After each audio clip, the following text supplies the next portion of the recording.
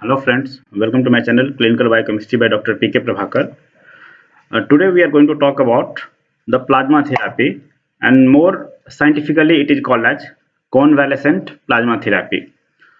So this is not exactly a new therapy as we are going to see in our further lectures. So first we should know how coronavirus COVID-19 is spreading.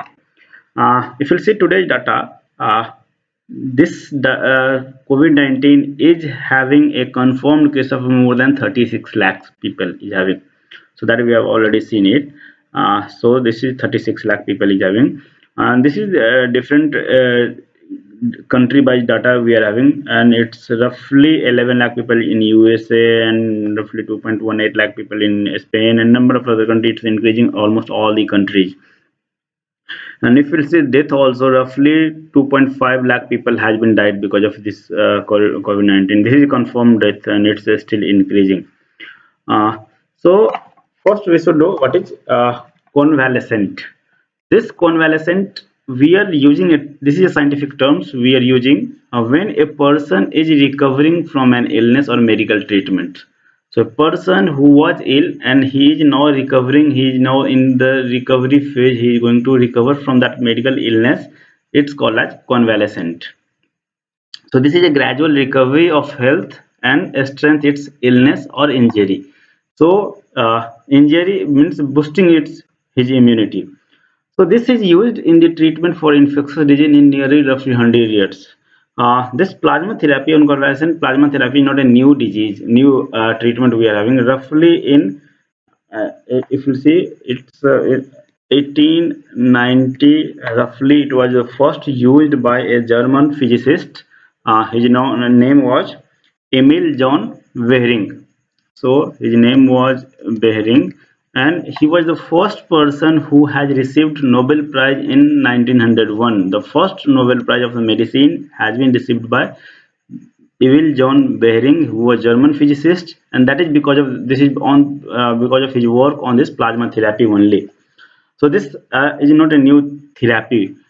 For this coronavirus also, this is recently used for a number of other diseases also of the same family. Like it was used for influenza virus, then for the same family, SARS, COVID, coronavirus 1, then MERS. This is severe acute respiratory syndromes and middle east respiratory syndrome. So for all those diseases, already this plasma therapy has been used. So that's why, because of our previous experience for the treating respiratory diseases like SARS and MERS, where it has shown some kind of positive response, so that's why we are going to use in this case of COVID-19 or coronavirus also. So that was the things. Now we'll see what is the plasma. So already I have made a lecture, a video on the plasma and the serum differences. So here we'll see this is our complete blood when we are taking the blood. If this blood without any things like we are not going to allow this blood to clot, so just with anticoagulant we are going to use, so blood is not going to clot. So after that we are going to centrifuge it. So all the things, there are three layers we are going to find in this blood. So on the top layer that we are going to see yellowish straw yellow color, that is called plasma, that is roughly 55% portions. Around 1% or less than 1% we are having white patch that is in the middle, that is called as buffy coat, which normally contains leukocytes, the white blood cells and the platelets. And the last portion, lower portion of the test tubes, that is red in color, which contains RBC or erythrocyte, that is roughly 44 to 45%. So plasma is a liquid portion of the blood. So plasma is a liquid portion of blood which consists mainly water. 90, it is having maximum water. Then it contains number of proteins. In that protein, we are having number of transport protein, carriers protein, enzymes, hormones, minerals, salt, sugar, fat, number of other things, including antibodies also. We are coming what is antibodies.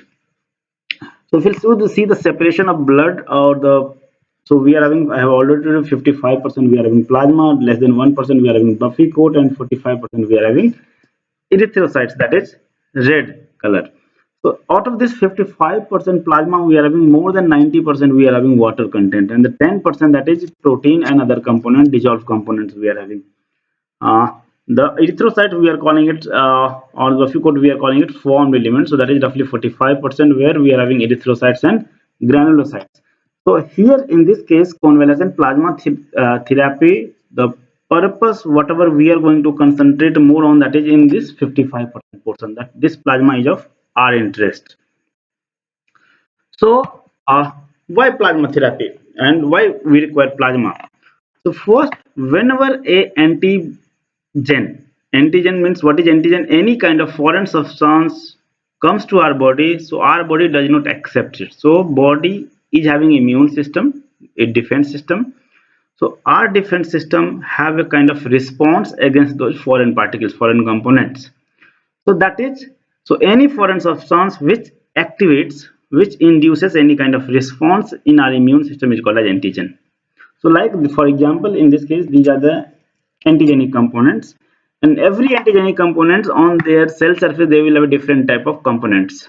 Those different components, like here we are seeing a bulb-like structure, here you are seeing triangular structure, here you are seeing rectangular structure. So these are called as epitopes. So on every antigens we are having a different type of epitopes. Our body going to form a specific type of immunoglobulins, antibodies against those specific type of antigens. So whatever type of antigen, like on this antigen we are having this type of antigens, epitopes. So body will synthesize, body will produce a specific type of antibody against this epitopes. Here we are having this type of antigenic component epitopes. So body will produce a specific type of antibodies. Similarly, for every antigenic components, every epitopes, body is having a specific type of antibodies. So but who produces antibody? In our body we have seen we are having different type of cells. In white blood cells we are having granulocytes, agranulocytes. In case of granulocytes we are having erythrocyte, we are having eosinophils, basophils and neutrophils. In case of agranulocytes we are having lymphocytes. These lymphocytes are bigger cells, which we are having T lymphocytes and B lymphocytes. This B lymphocyte is going to produce this antibodies. So for every specific antigens, against every specific epitopes, body produces a specific antibodies. Roughly we are having 5 different type of antibody in our body. We will have a different video on those different classification of antibodies and other things. Here mainly IgG we are going to produce this against this coronavirus. What is the function of these antibodies? These antibodies have a binding components for this epitopes. So epitopes is present on antigenic components, antigens. Against that epitopes, antibodies is having a binding portion, this which is called as FAB portion, antibody binding portions. That is called as paratopes. So epitopes binds with paratopes. So this antibodies binds, blocks, associates with those epitopes and blocks that components. That is the main purpose of this antibody formations. Now this is the coronavirus structures. If you see the structures of coronavirus on the epitopes, on the external envelope, coronavirus is having number of different type of specific proteins. Those proteins behaves as antigenic components, like this membrane protein, this glycoproteins. Then we are having membrane protein E, then nucleoproteins and hemagglutinin esterase. So these are the proteins which is present on the external portions. So the first protein which encounters, which associates with our, which activates our cells, that is working as a main epitopic portions. Yeah, that is antigenic component. So whenever this coronavirus comes to our body, their proteins binds with our cells with a specific receptor that is called as ACE receptors, and then it enters into the cells. So antigens means any foreign substance are a structural part of the virus, which is we are calling, see these antigenic components from the different proteins we are having, surface proteins which we are calling. Novel coronavirus, a spikes on the outside helps virus spreading. So it helps them to associate with the cells and entry into the cells. This is a normal process. Whenever a foreign particles comes to our body, our cells, our immune system, B cells produces antibody. And the purpose of this antibody is against a specific type of spikes proteins. So this antibody will binds with these spikes and blocks their entry. So now this antibody blocks this epitopes. So now this epitopes is blocked, so it is not free to bind with the cell surface receptor in our body. So the coronavirus will be neutralized. That is the logic behind this uh, plasma therapy. Now we are going to see the what is the plasma therapy and how it works. So in the case of plasma therapy, the one we are going to use a technique that is called as apheresis. Apheresis means it is a external techniques where we are going to take blood from the donors, and that blood will be through instruments we are going to separate into different components. So like here we are having donor we are collecting a blood from this donor. This is the whole blood.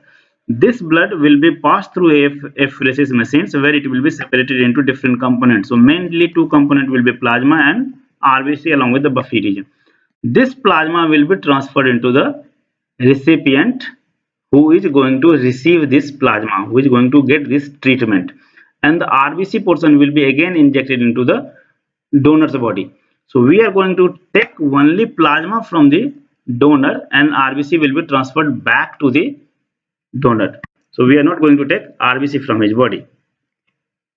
Now this is the donor. So donor is a person who has just recovered from this coronavirus.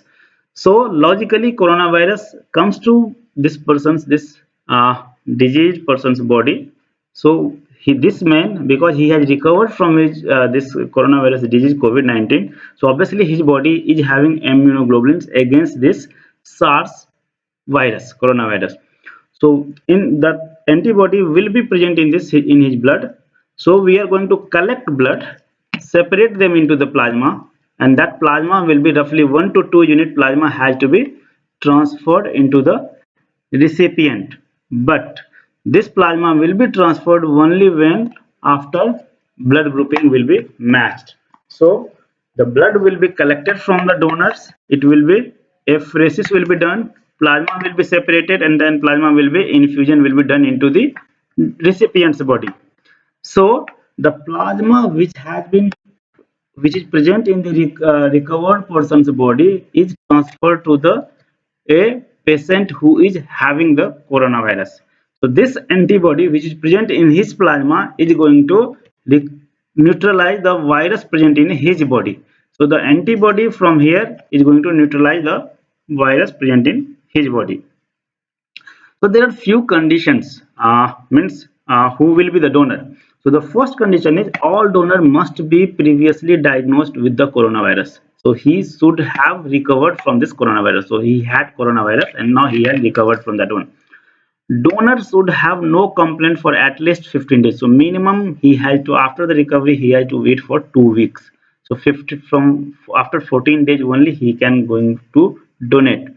Legally we are going to use a person whose immune system will be roughly okay. Normally child's baby and the old persons is having they are immunocompromised, their immune system is not as strong as the young ones.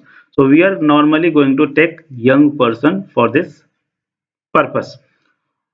Then after the recovery, the other conditions are his swab test should be in the negative. Then only he can going to donate his plasma, and he is asymptomatic from the last 28 days. Before going to take his blood and transfer to the coronavirus patients, his blood, the donor's blood should be tested also for some other disease whose virus should not be present in his blood. Means it should be devoid of those viruses like hepatitis, HIV, and malaria, some other things. Now, this plasma therapy, we are going to transfer the immunoglobulins antibodies present in the donor's blood to the recipient's blood. We are going to transfer it. So this is a kind of vaccination we can call it, but it is not exactly vaccination. So we are going to see what is how it is different from the vaccination. Normally vaccinations, we are going to take a vaccination for lifelong immunity. So that is our purpose. When we are going to classify vaccine, there are two types of vaccines. One is called as prophylactic vaccine, other one is called as therapeutic vaccines. Prophylactic vaccines normally we take before the disease occurs. So we are going to immunize our body for any foreign disease which we are going to encounter. So this is going to give us a lifelong immunity for any future infections.